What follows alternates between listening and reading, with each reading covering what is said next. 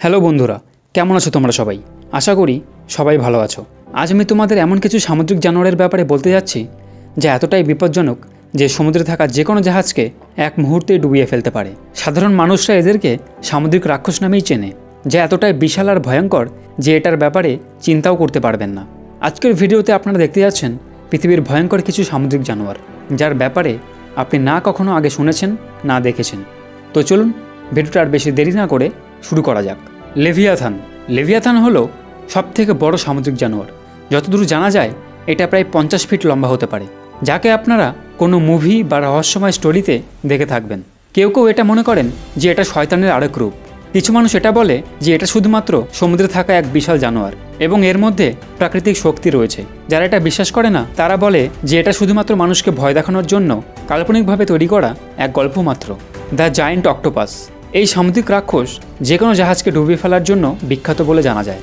এটার size 30 foot পর্যন্ত হতে পারে, যাদের সম্পর্কে আমরা অনেক কথা শুনেছি, কিন্তু আমরা এখনও এটা পৃথিবীতে থাকার কোনো প্রমাণ পাইনি। কিছু মানুষ এটা মনে করেন যে এটি আমাদের পৃথিবীতে সত্যিই বাস করত, কিন্তু এখন এটা বিলুপ্তপ্রায় বললেই চলে।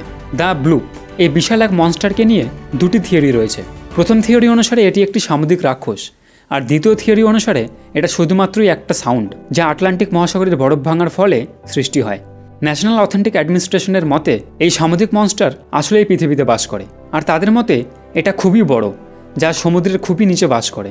পৃথিবীতে এখনও কয়েক ট্রিলিয়ন জীবজন্তু আছে যা মানুষের জানা নেই। জার্মান গান্ডার। পুরাণ অনুসারে সমুদ্রে অনেকবারই এই প্রাণীকে দেখা গেছে, আর সেখানে উল্লেখ আছে যে যখন এই জানোয়ার নিজেই নিজের শরীরে কামড় দেয় তখন এটা সত্যি আকারে বেড়ে যায়। এর কোনো প্রাকৃতিক শক্তি নেই, তবে এর রক্তে মারাত্মক এক বিষ রয়েছে। কিন্তু কিছু মানুষকে কাল্পনিক ঘটনা বলেও মনে করেন, আর কেউ কেউ এটা বলেছে যে এটাকে তারা নিজের চোখে দেখেছে। ডুবে যাওয়া জাহাজ থেকে বেঁচে ফেরা মানুষরা অনেকেই এটা বলেছে যে তাদের উপরে এই দস্যুই হামলা করেছিল। ডেকোসেরাস। এটি ডাইনোসরের যুগের সময় সমুদ্রে থাকা সবথেকে ভয়ঙ্কর শিকারীদের মধ্যে অন্যতম ছিল। এর শরীরের ধ্বংসাবশেষ জার্মানিতে পাওয়া গেছিল, যা দেখতে তিমি মাছ ও কুমিরের সংমিশ্রণের মতো ছিল। কিছু বছর আগে বিজ্ঞানীরা কয়েকটি দেশ থেকে এর জীবাশ্মও খুঁজে পেয়েছিল, যার মধ্যে রাশিয়া, ইংল্যান্ড ও আর্জেন্টিনা রয়েছে। এটা তার ভয়ঙ্কর দাঁতের কারণে সেই যুগে সবথেকে ভয়ঙ্কর জীব হিসাবে পৃথিবীতে পরিচিত ছিল। তো ভিডিওটা আজকে এই পর্যন্তই। কেমন লাগলো ভিডিওটা কমেন্ট করে জানিও। ভিডিওটা ভালো লেগে থাকলে আমরা এই ভিডিওটিতে একটি লাইক করে আমার চ্যানেলটিকে সাবস্ক্রাইব করে দিও। দেখা হবে নেক্সট ভিডিওতে। সবাই ভালো থেকো, সুস্থ থেকো। ধন্যবাদ।